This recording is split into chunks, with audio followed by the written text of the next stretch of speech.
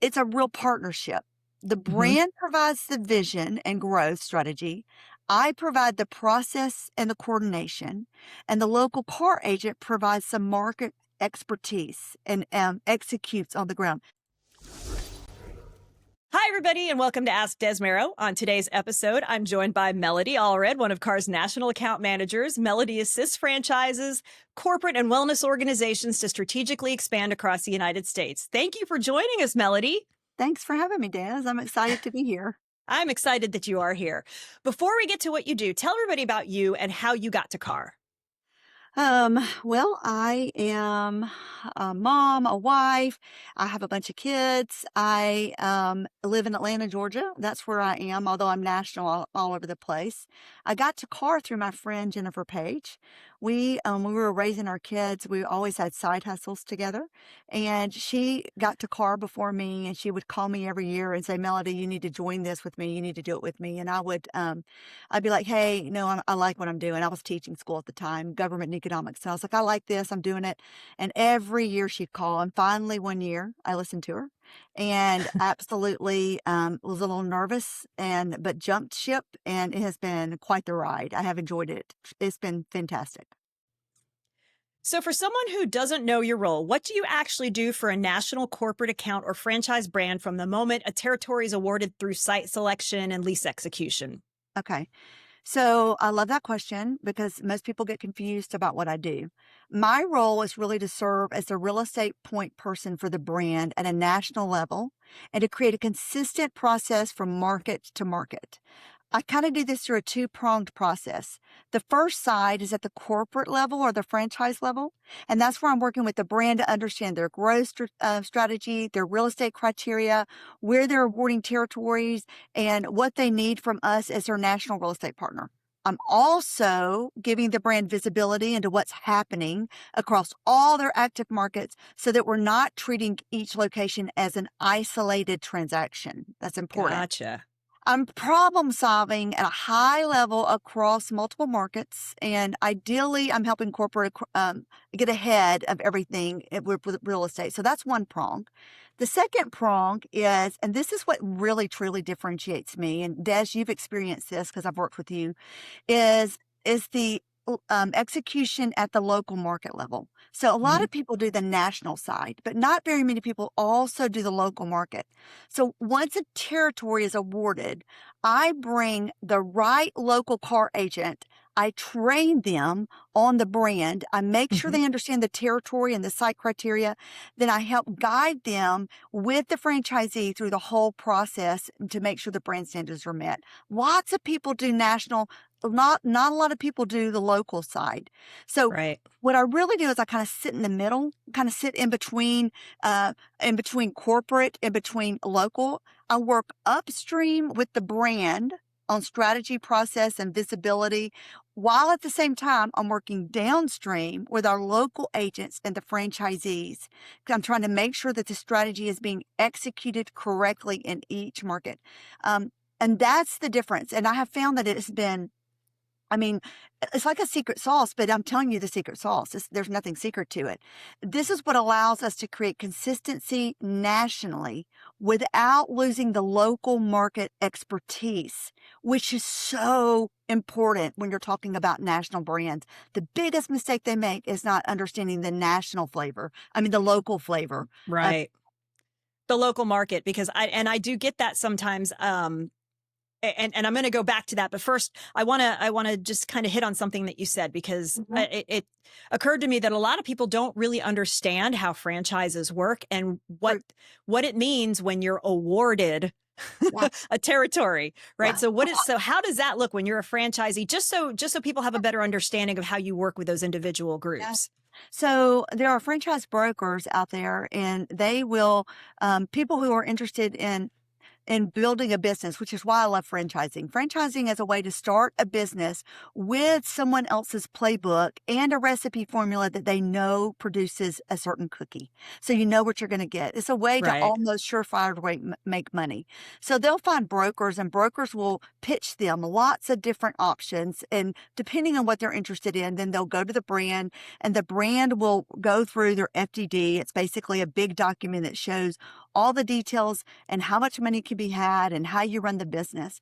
And then when I say awarded to the territory, the franchisor has to decide that they want you to be a franchisee. So they'll offer you the position, and then you will pay for the territories that you're assigned. Okay. So it's not like anyone can just go and buy a territory or sign up for a franchise. They really have to go through A lot of vetting. all the motions and a lot of vetting exactly to be able to, I guess, to meet the brand requirements, Yeah, because we hope otherwise, so. how would they have control of what's Yeah. happening with their brand? Yeah, Okay. and Fair that's a enough. whole nother thing. We're not going to go through it today, but a whole nother thing is the vetting process, how important it is, because you want to make sure you get the right people. It kind of is a marriage. You're going to get married to this franchise for 10 years.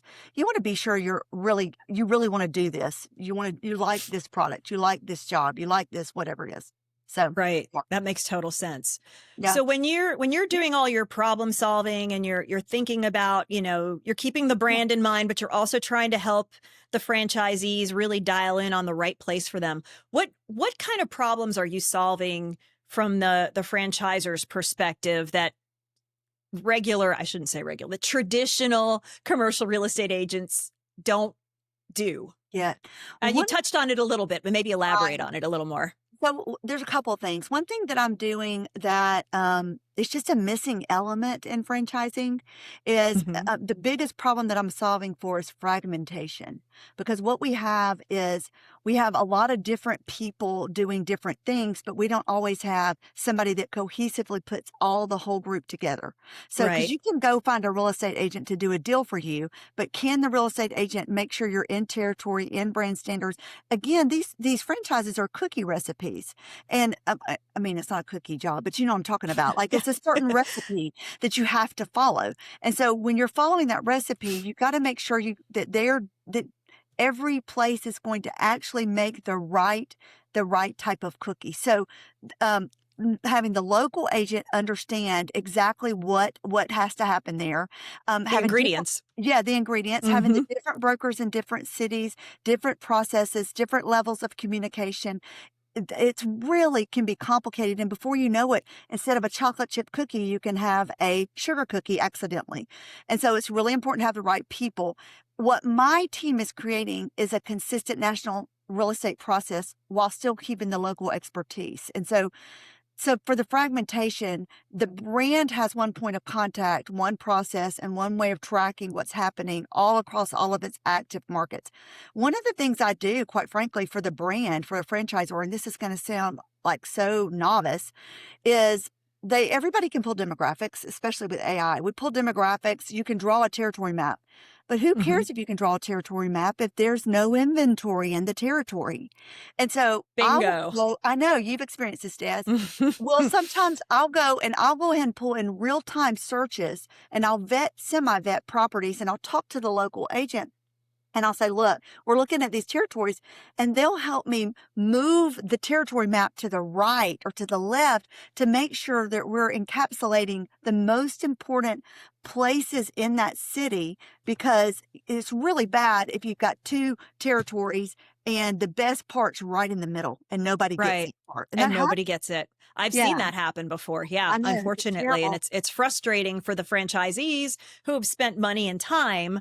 Yeah. So that's a very valuable service. Basically, the biggest thing to know is that I'm taking these fragmented parts, the corporate, the local, franchisee, and I'm basically putting them all back together. And I'm the big role I am as a communicator. I'm the communicator. So I'm the real differentiator is that we're not trying to replace a local brokerage. We're trying to connect it. We're trying to connect everything together. Right. You're quarterbacking. That's right. That's I exactly like right. it. I like it. So you work with CARR agents all across the United States. What does a successful partnership look like for you and a CARR agent in a local market? So first thing a successful partnership is you got to identify who are all the partners, right? So number one, everybody needs to understand their role. What is their role? Mhm. Local broker, your role is to know your local territory. I expect you to tell me, and this is actually a real case study. I was Mhm. talking to a guy the other day, and literally in South Carolina, there's a bridge and it's the same town, but this side of the bridge does not go across to that side of the bridge. They're both perfectly sides of the bridges, but something about in their local territory crossing it, moms stay on this side and moms stay on that side. They won't go from this grocery store to that grocery store. And that's something only a local person would know, right? So Right. what I want is a local agent and I want their expertise. I am not going to try to come in and tell the local agent how to do their job. I expect them to understand their inventory, their deal dynamics, their landlords, all that kind of stuff. My role is to give that agent everything they need to be successful for that particular brand. That means I've got to make sure they really understand the brand's standards, the criteria. I again say the word territory because imagine if you just paid $50,000 for a territory and some real estate agent lets you sign a lease and you find out through corporate that it's actually out of your territory and you have Yeah. a signed lease. So it's really important. My role is to make sure that the local agent understands and that I am kind of a gatekeeper, like we said, quarterback. And then one of the big things I do is I communicate. I am Hmm. the big communicator between corporate. I'm constantly talking to corporate about every franchisee, and I'm constantly talking to every local agent and franchisee about what corporate's saying and what they're doing. Well, they'll allow this, they won't allow that. And so I'm tweaking the deal nonstop, if that makes sense. So Yeah, absolutely. when it works well, it's a real partnership. The Hmm. brand provides the vision and growth strategy. I provide the process and the coordination, and the local CARR agent provides some market expertise and executes on the ground. Then the franchisee is surrounded by a team of people that help him to make sure he gets the best possible deal. Does that make Hmm. sense? Oh, 100%, 100%. Yeah. And I know, and because, we've worked on several things here in the Jacksonville market. So I'm curious, how it is in different territories. But when you have a particularly tight territory, or let's just say, for example, you bring on a national account that has franchisees and they end up in a territory where there isn't a lot of inventory. Uh-huh. How do you work to make that work Yeah. without Hey, that's yeah, all. I know you know what I'm trying to ask you here No, no. without I'm really gonna. getting anyone upset and making sure that Yeah. everybody comes out on top on this one. So, one first thing I do is when I come onto a brand, I have that first discussion. That's one of the very first things I do is we've got to look at your territories. It's very Mhm. important that we look at real time. Where are the sites that are actually viable in your territory? Making sure that we can shift circles. Now, if they're already purchased, they're already purchased, right? Mhm. And so at that point, I would go back to the brand and whoever's drawing the franchisor or whoever organization is drawing territory maps. And this has happened that sometimes a dud territory gets sold to somebody, a dud. Yeah. That's Mhm. terrible because that means the franchisor is going to lose money. The franchisee is going to, usually the franchisor will make it right, but Mhm. it's a nightmare. And so sometimes we'll go back and forth and we'll look like we could switch this property for this property. Most of the time, we can tweak, we can extend the border this way or that way and make some accommodations if I get brought in early. If I Right. get brought in late and I'm just cleaning up the mess because nobody bothered to talk to the local people, which is my Mhm. job, right? Then that's where the mess comes because I would have already gone to the local people and said, hey, look, let's change this market over here and there. Can we play cleanup? We can play cleanup. Is it going to cost somebody? It is. Typically, it's going to cost a franchisor because Yeah. the franchise broker has already sold the territory and they've moved on. The franchisee has an obligation that they have a territory. Now, it could just cost the franchisee. They could just be out the money, but that would be terrible too. And it's not good Right. for the brand, right? So No. No. the goal would be to bring me in really quick so that I can, or someone like this in quickly. I think it should be me so that we can solve these problems fast and see what needs to be tweaked. The best brands I work with now, before they start drawing territories, they call me and they say, hey, look, we're going into this area. Well, I'll give you a good example. I think it's South Lake down in Texas, Mhm. South Lake, Texas. Mhm. We're going to go into that area. Can you pull up inventory? Can you get on the horn with your local agents? Can you decide how many territories? What should we do here? Because we don't want to accidentally oversell. We also don't want to undersell, and we don't want to box people out of territories, if that makes sense, because Mm-hmm. they're too close together. So because they did that, I can take a deep dive with local agents, and we will tweak a map so that when it finally gets sold, it's going to be actually productive.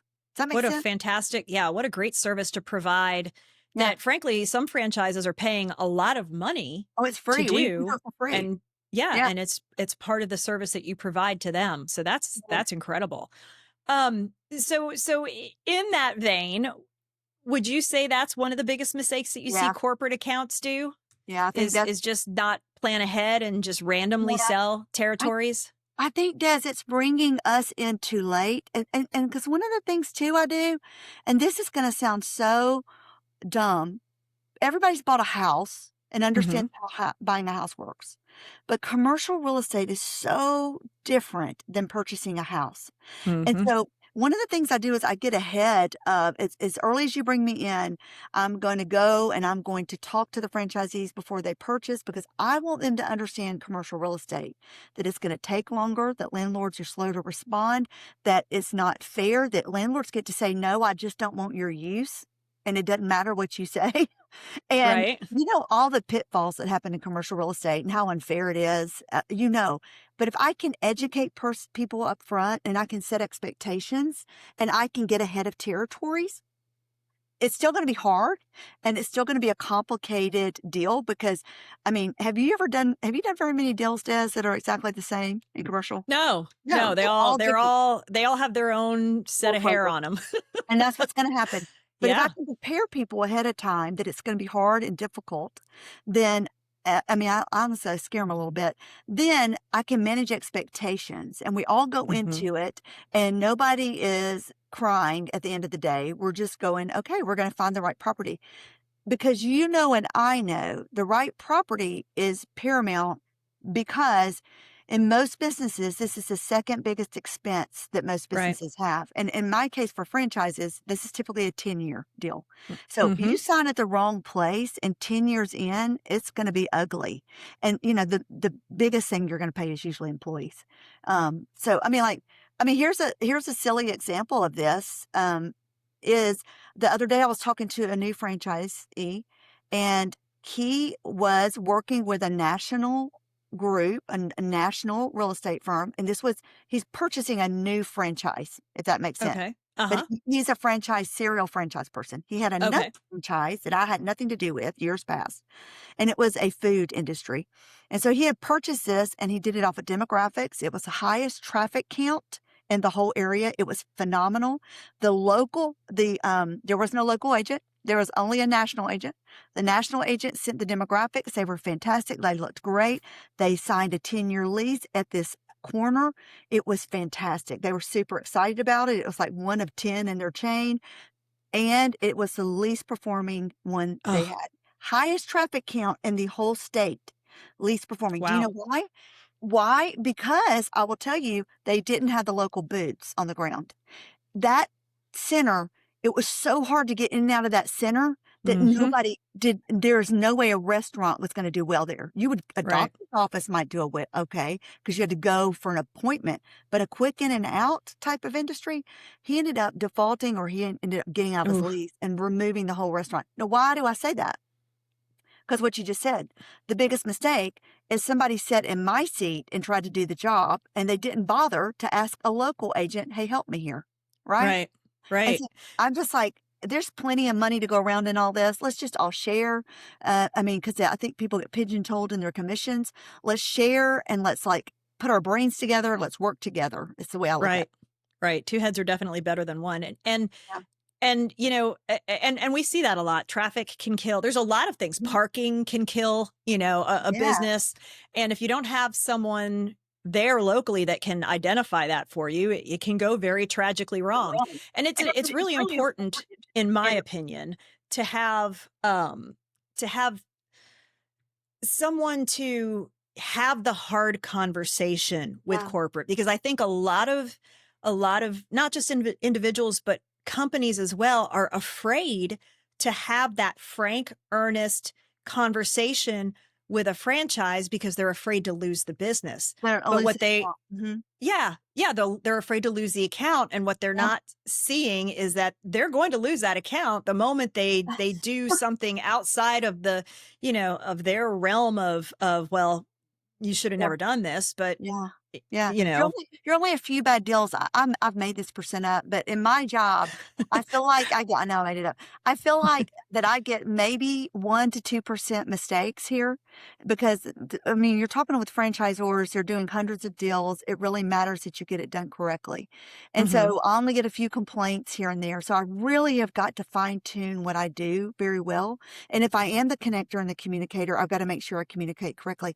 I can't tell you how many times I've also been able to help franchisors avoid lawsuits, stuff like that. Like, because Okay. franchisees, we want all our franchisees to play well together, but sometimes they're actually competing if they're in the same town. And depending on how it goes, you can realize, oh, I see a train wreck coming down the road because territories are too tight together. So let's get ahead of this and let's go ahead and move somebody over here and over there so that we never get into a litigation over anything. I'm going to try to Right. avoid that at all costs, but I can see it coming because I'm looking at the whole picture. Franchisors looking at part of it, franchisees and local agents looking at part of it, but I'm watching it in real time. I mean, I'm watching it in real time, and I'm like, no, no, no, let's get ahead of something. But Mhm. try to go say that to a franchisor who's already Yeah. thought they don't want to hear it. A franchisee doesn't want to hear it. Most of the time, though, and realistically, most of the time a franchisor will listen to me. They will listen. It takes a little while to get your rhythm going in communication, but once I prove that I know what I'm talking about and I've got their best interest at heart, I've really become a part of that team, corporate team, and they don't have to pay me. And so, really, what happens is I just become the fifth man, and I am literally just helping them and making sure to honestly avoid problems. That's what I'm doing. Right.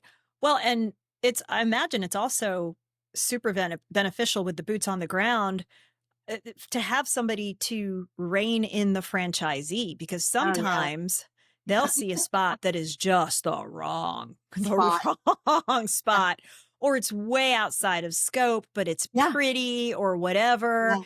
And it just goes against everything.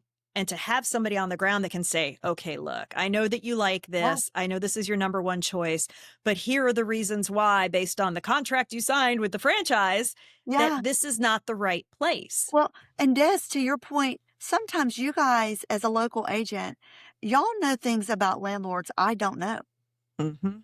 And I mean, literally, if this is a landlord that is going to hike up your cams every year, or this is a landlord that does not respond, how many times do we have? We know landlords are terrible to respond. We know the good ones and we know the bad ones. We know the Right. ones that we can get a deal done easily because they'll actually flex. We know ones that won't budge at all, and that knowledge is so important to be able to tell the franchisee, look, this is a great location. I'm not saying it's not, and ultimately it's your decision because it is their decision. But you need to know these are some pitfalls that could happen here. I mean, and that's in real time that you would know that Right. information in real time that you can share all the legal stuff, right? Applies. But yeah, And it's virtually impossible for someone at a national level to know those I things. can't know it.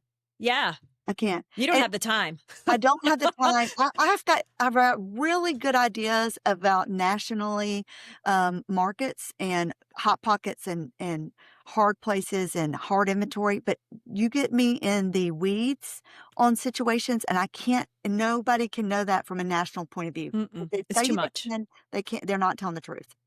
Yeah, exactly. Exactly. So, is there anything that I haven't asked you that you'd love for someone to know, or just if nothing else, give them your contact information so that they can ask those questions? They can always reach out to me, but Right. if they are a franchise or somebody considering going corporate, what do you think? What's the one thing that you would tell them that you wish they knew ahead of time? For the franchisor or the franchisee, what do you think? Either or both.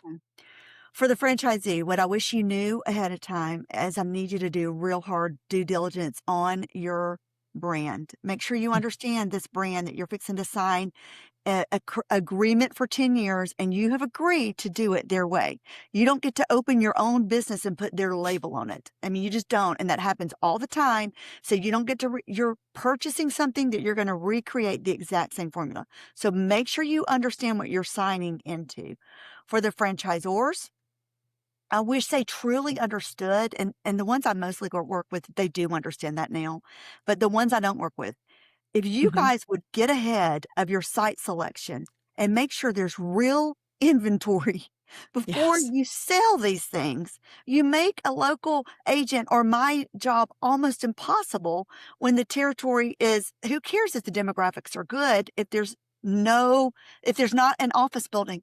It did Exactly. no good. What do you want me to do? I mean, we can go build one sometimes, right, Des?